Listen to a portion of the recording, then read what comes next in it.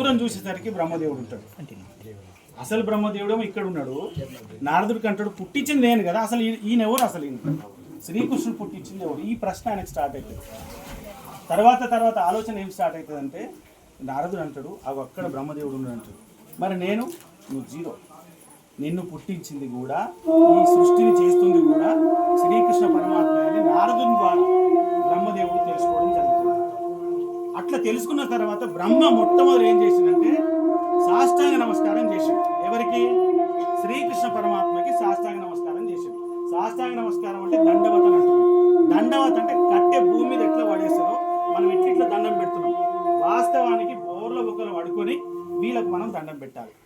బ్రహ్మదేవుడు పెట్టిండు, మనం పెట్టేది ఎంత.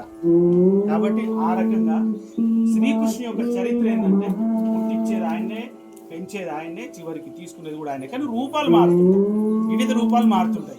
అట్లా శ్రీకృష్ణ పరమాత్మ ఈ ప్రపంచానికి భగవద్గీతను అందించి మన జన్మల్ని సాక్షాత్కారం చేసిన మహానుభావుడు శ్రీకృష్ణ పరమాత్మ. ఒకే ఒక ఉదాహరణ చెప్తా. యుద్ధం అవుతుంది, యుద్ధం అయిపోయింది. కౌరవులు పాండవులు యుద్ధం జరుగుతుంది. కౌరవులు అందరూ ఓడిపోయారు, పాండవులు గెలిచారు. పాండవులు గెలవడానికి కారణం ఏంది?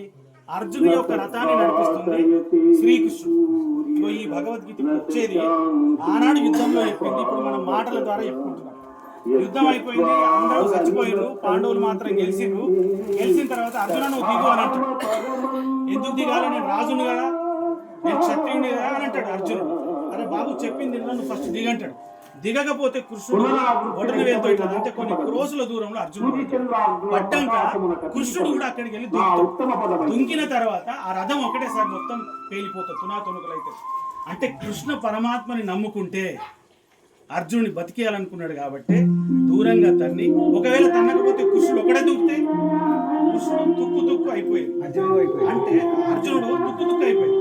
అంటే మనం శ్రీకృష్ణు యొక్క కాళ్ళు పట్టుకుంటే, ఆయననే చరణం పెడితే, కృష్ణ అనే నామాన్ని జపిస్తే మనం ఎంత భూమి లోపలికి వెళ్ళిపోయినా సరే, పాతాళ లోకానికి వెళ్ళినా సరే మనల్ని పైకి తీసుకొచ్చి సుఖ సంతోషాలు ఇవ్వగలిగే శక్తి కృష్ణ పరమాత్మ. మనం చేయాల్సింది ఏమీ లేదు, మన ఇంట్లో ఒక భగవద్గీత పెట్టుకుంటే చాలు. పొద్దున లేవనే కృష్ణ నువ్వు తప్ప నాకు ఇంకోరు లేరు అని అనుకుంటే చాలు. అది అన్ని మోస్తాడు, మోసిండు. 16,008 మంది గోపికలతో ఆడుకున్నాడు. గోపికలు 30, 40, 50 ఉన్నారు. శ్రీకృష్ణ పరమాత్మ 8 సంవత్సరాలు. తెలివని పిచ్చిముడో కొడుకులు ఏం మాట్లాడతారంటే స్త్రీలతో రాసలీలలు చేసిన మాట్లాడతారు. రాసలీలలు చేయలే, బిడ్డగా వాళ్ళ యొక్క ప్రేమను పొందిండ.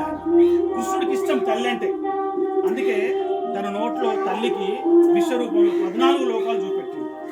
అంటే ఈ తల్లికి ఏం చూపెట్టదలుచుకున్నాడు? నువ్వైనా ఎవరైనా ఈ భూమి మీద పాత్రలే, ఆ పాత్ర చేయడానికి మీరు వచ్చిండ్రు. నేను భగవద్గీతలో అంతా చెప్పిన, ఒక భగవద్గీత చదువు. మనం ఇక్కడ ఈ 2 నిమిషాలు ఎందుకు మాట్లాడుకుంటుంటే, అంత గొప్ప పరమాత్మ 100 సంవత్సరాల క్రితం మన ఊరికి వచ్చిన మనం అందరం బంగ్లాలు ఉంటున్నాం, బిల్డింగులు ఉంటున్నాం. కానీ అసలు కృష్ణ పరమాత్మకి నిజమైన ఒక దేవాలయాన్ని మనం నిర్మించుకోవాలి. ఆ ఒక్క పాయింట్. ఇప్పుడు ఉదాహరణకి మరి ఆ సభ్యుడు అరే నువ్వు 20 ఇస్తావు 50 ఇస్తావు అంటే, ఇప్పుడు మనం ఇంతమందిని కలిసినప్పుడు మనం 10,000 వేసుకుందాం, 20,000 వేసుకుందాం, 1,000 వేసుకుందాం, 1 రూపాయి వేసుకుందాం. కానీ దేవుణ్ణి కనీసం నాయకమ్మంత గుడైన కట్టుకున్నప్పుడే ఆ భగవంతునికి మనం మన రుణాన్ని తీసుకుంటాం. అంతేగాని వస్తున్నాం, మొక్కుతున్నాం, వరాలు కోరుకుంటున్నాం, మనకు ప్రతిఫలాలు వస్తున్నాయి, అయిపోతుంది మన జీవితం, కథమైపోతుంది. మళ్ళీ ఎప్పుడో ఒకప్పుడు మనం ఈ భూమిలో కలిసిపోయే లోపు మనం ఏం చేసినామంటే 100 సంవత్సరాల క్రితం వచ్చిన దేవునికి నీడను కల్పించలేని బాధ మన అందరి లోపల ఉన్నది. అది ఎవరనాలి అని అనుకున్నప్పుడు ఇంతమందిని కూర్చున్నాం. కాబట్టి ఆ దేవుని మీద ప్రమాణం చేస్తూ తప్పకుండా వచ్చే సంవత్సరం లోపు ఇక్కడ కనీసం 4 పిల్లలు అద్భుతంగా దేవుడు తయారైపోయి ఇక్కడ సైడ్ పై పైన వేయాలి. కాబట్టి అందరు పెద్ద మనుషులు ఇన్నే ఉన్నారు. మనసు ఇప్పుకుందాం, రేపు చచ్చిపోతామో ఎల్లుండి చచ్చిపోతామో తెలియదనే విషయం మనందరం. మరణం అనేది రెడీ ఉన్నది, మన లోపల ఉంది, అది ఎప్పుడు తీసుకెళ్ళితుడో తెలియదు. ఆ లోపు మనం ఈ దేవునికి మనం ఏం చేయగలుగుతాం అనేది ఖచ్చితంగా ప్రతి మనుషులుగా మనం ఇక్కడ ఆలోచిద్దాం. ముఖ్యంగా భక్తులు, శ్రీకృష్ణుని నమ్ముకున్న వాళ్ళు, భగవద్గీతను నమ్ముకున్న వాళ్ళు, దండవత్ ప్రణామం చేసిన వాళ్ళు, మరి ఆయన గురించి ఆలోచించకపోతే మన జన్మకు అర్థం లేదనే విషయం మనం తెలుసుకోవడం, భగవద్గీత మన ఇంట్లో ఉంచుకోవడం, ఇట్లా బాబాల ఆయిలకి మనం వాళ్ళ వ్యక్తిగత జీవితం దగ్గర పోవద్దు. మనం దేవునికి ఆయన సేవ చేస్తుందా లేదు, ఆయనకు మనం ఏమి చేయగలుగుతున్నాం? మనమైతే దేవుని దగ్గర ముట్టుకొని సేవ చేసే అదృష్టం లేదు. ఇంకా హిందువులుగా అదృష్టం ఏంటంటే దేవుడు నీ జోచ్యుతానంద జోజో ముకుంద అని తొట్టలు చేస్తున్నాం దేవుని. వేరే మతంలో వేరే ధర్మంలో ఇది లేదు. వాడి ఆడున్నాడో తెలియదు, వాడు ఇంకా పరిచయం అవుతున్నాడు, వాడు చేసేది చేస్తున్నాడు, దేవుని యాద్ చేస్తున్నాడు, దేవుడు దొరుకుతాడు. మధ్యాహ్నం భోజనం పెడుతున్నాం, టిఫిన్ పెడుతున్నాం, పడుకునేటప్పుడు మళ్ళా జోచ్యుతానంద జోజో అని పడుకోబెడుతున్నాం, ఆయనకు అన్నం పెడుతున్నాం. ఇట్లా భగవంతునితో సహవాసం చేసే అవకాశం హిందువులకు తప్ప, ఈ సనాతన ధర్మంలో మనకు తప్ప ఇంకోలకు లేదు. వేరేటోడు పరిచయం అవుతున్నాడు, దేవుడు ఎట్లుంటాడు మనకు అందరిని అన్ని దేవతలున్నారు. కానీ దాంట్లో ప్రధానమైన దేవుడు ఖచ్చితంగా భగవద్గీతని భూమికి అందించినోడు శ్రీకృష్ణ పరమాత్మే. ఆ పరమాత్మ పాదాల మీద ప్రణామం చేసి లేదు లేదు నాకు ఇంత శక్తి ఉంది, నేను ఈ దేవునికి నా పేరు అవసరం లేదాడు. వీలైనంత వరకు మన పెద్ద పెద్దోళ్ళు కూడా తెలుసు కాబట్టి ఒక 10-15 లక్షలు మనం బయటకు వెళ్ళి తీసుకొచ్చి కట్టే ప్రయత్నం చేద్దాం. కానీ మన భాగస్వామ్యం కూడా, అరే నేను 10 రూపాయలు ఇచ్చిన గుడికి ఇది నాది అనే ఫీలింగ్ ఉండాలంటే ₹1 అయినా సరే, అది ₹1,00,000 అయినా సరే, అది ₹1,00,00,000 అయినా సరే ఇస్తే నాదైతే, ఇవ్వకపోతే నాది ఎట్లయితే. అట్లా మీ అందరికీ చైతన్యం, అందరు పెద్దోళ్ళు ఉన్నారు, అందరం డబ్బులు కాస్త కూస్తో ఉన్నోళ్ళం ఉన్నాం. ఈ భూమిలో పుట్టిన ఈ చిట్టాలో పుట్టిన చిట్టాలకు పేరు చెప్పుకుంటాం. రేపు పోతే కూడా మనల్ని చిట్టాలకే తీసుకొస్తాం, ఇది అందరికీ తెలుసు. మరి ఇక్కడ పుట్టి ఇక్కడ పెరిగి ఇక్కడ చచ్చిపోయే అవకాశం ఉన్న గొప్ప వాళ్ళం, అదృష్టవంతులం. మరి ఆ కృష్ణుని కూడా ఒక ఉన్నతమైన స్థితిలో ఉంచడానికి ప్రయత్నం చేద్దామని చెప్పడమే. ఇక్కడ రాజకీయాలు నా పేరు ఉండాలి నీ పేరు ఉండాలి చిచి దేవుని దగ్గర మన పేరు అనేది మనకు శక్తి కొలది మనం చేతనైనంత వరకు ఈ దేవునికి మనం అందజేద్దాం. ఆ దేవుని తప్పకుండా ఒక మంచి బాలరాతి విగ్రహాన్ని మనం పెట్టుకుందాం. ఈ బాబాల అవన్నీ చూసుకుంటాం. ఇక్కడ మాత్రం కృష్ణుడు మాత్రమే ఉంటాడు. ఇది మహారాష్ట్ర నుంచి వచ్చిన మహానుభావు పంత్ అనే ఒక మార్గం. అంటే దేవుని చేరుకోవడానికి రకరకాల మార్గాలు, నాయకమ్మది ఒక మార్గం ఉంటుంది, శివుడిది ఒక మార్గం ఉంటుంది, పెద్దమ్మది ఒక మార్గం ఉంటుంది, రాజేశ్వరునిది ఒక మార్గం ఉంటుంది.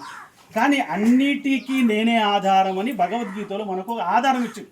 ఇప్పుడు మీరు ముస్లిం దగ్గరికి వెళ్ళింది ఖురాన్ నమ్ముతాడు, క్రిస్టియన్ దగ్గరికి వెళ్తే బైబిల్ నమ్ముతాడు. మనం హిందువులకు ఏమున్నది? ఖచ్చితంగా భగవద్గీతనే ఉన్నది. రామాయణం భారతం భాగవతం ఉండొచ్చు, కానీ భగవద్గీతనే మనకు ప్రామాణిక గ్రంథం. ఎందుకు? మీరు తప్పు చేసినప్పుడు మనం కోర్టుకు పోతే నువ్వు ప్రమాణం చేయవే అంటారు, దేని మీద? భగవద్గీత మీద. సో భగవద్గీతనే మనకు ఆధారం. భగవద్గీతలో శ్రీకృష్ణ పరమాత్మ అంతా నేనే అని చెప్పాడు కాబట్టి అంతా ఆయనే. మనకు చేతనైనంత వరకు ఆ భగవంతుడికి సమర్పణ చేసుకునే ప్రయత్నం చేద్దాం. ఆ విషయం తెలుసుకోవడం కోసమే.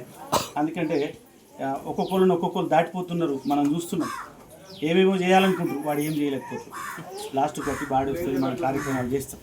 కాబట్టి పోయేలోపు మనం ముఖ్యంగా ఈ సంవత్సరమే దాన్ని శ్రావణంలో ఇంత బాబాలు వచ్చారు కాబట్టి వాళ్ళు కూడా తృప్తి ఉంటుంది. అరే ఇక్కడ కూడా దేవాలయం నిర్మాణం అవుతుంది, ఇక్కడ కూడా భక్తులు ఉన్నారు, ఇక్కడ కూడా భగవద్గీత ప్రతి ఇంట్లో ఉంటుంది అని చెప్పే సాహసం. నిజామాబాద్ జిల్లా అక్కడ ఇక్కడ కామెడీ బాబాలు తిరుగుతారు కాబట్టి చిట్యాల్లో గుడి అవుతుంది, చిట్యాలకు పోయి చూసారంటే మనకి ఎంత శాతం అయితే అంత తప్పకుండా గుడి నిర్మాణం చేయాలనే ఒక సంకల్పం. ఈ దండవత్ ప్రణామం ఎందుకు చేస్తున్నామో చెప్పడం జరిగింది. అదే రకంగా ఖచ్చితంగా భగవద్గీత మన ఇంట్లో ఉండేటట్టు ప్రయత్నం చేయాలి. కలిసినప్పుడు జై శ్రీరామ్ అన్నా సరే, జై శ్రీకృష్ణ అన్నా సరే, ఈ నమస్తే బంద్ చేయాలి. మనం బంద్ చేసుకుంటేనే మన దేవుళ్ళు బతుకుతారు, దేవుని బతితే మనం బతుకుతాం. ఇప్పుడు చూడండి దేవాలయాల్ని కూల్చేస్తున్నారు, హైదరాబాద్ కానీ అక్కడ ఇక్కడ కానీ. రేపు మనల్ని మన దేవాలయాలు కూల్చడానికి గ్యారంటీ ఏమున్నది? సో మనం అందరం సంఘటితం కావాలి, మన హిందూ ధర్మాన్ని కాపాడుకోవాలి, సనాతన ధర్మాన్ని కాపాడుకోవాలి. మనం భూమి మీద ఉన్నందుకు ఇక్కడ దేవాలయం నిర్మాణం చేసుకోవాలి. ఇక ఈ 4 విషయాలు చెప్పడం కోసమే నేను ధైర్యం చేసిన. కాబట్టి మీరు అందరూ మన్నిస్తారని, మరి ఆ భగవంతుణ్ణి నిర్మాణం చేసుకునేటువంటి ప్రయత్నం చేద్దాం.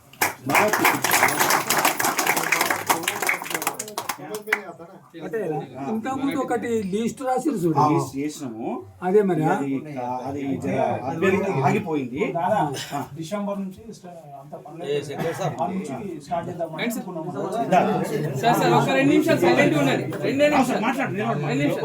ఏదైనా సరే కృష్ణమూర్తి ఏదైనా ఉంటే ఒక్కళ్ళు మాట్లాడు, ఒక్కళ్ళు నిల్చొని మాట్లాడు. లోపల జాగ్రత్త పోదు ఫోటోలో పోదా నిలబడరు. అప్పుడు చందా